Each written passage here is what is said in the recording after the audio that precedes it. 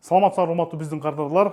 Бизде Кыргызстанда көп учурда үйдү пландап атканда эмнегедир ушул үйдү кичирейткенде кухняны кичирейте беришет.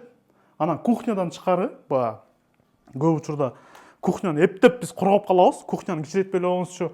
Кухня үйдүн мотору десек, кез-кезде көнүп, ынанышып, кухняны кичирейтпесе, бирок обязательно келип туруп санузулду кичирейтет да.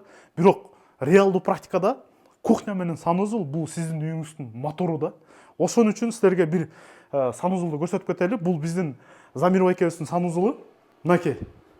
Көрдүңүз, өзүнчө эле кенен бөлмө. Негизи ушундай эле кылып салган, абдан сонунда.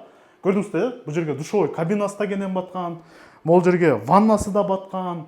Мынакей көрдүңүз, абдан чоң эле өзүнчө раковина турат, стиралкасы кенен баткан, унитазы баткан. Мына бул жерге шкафчиги да батып атат, корзина для белья батып атат.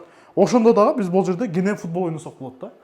Эми бул реалдуу күнүмдүк жашоого келгенде өзүңүздүн үйүңүздө сиз өзүңүз мындай кыжалат болбой, кысылбай жашайм десеңиз, ушундай санузул кылган сонун болот. Эске алып койсоңуздар болот.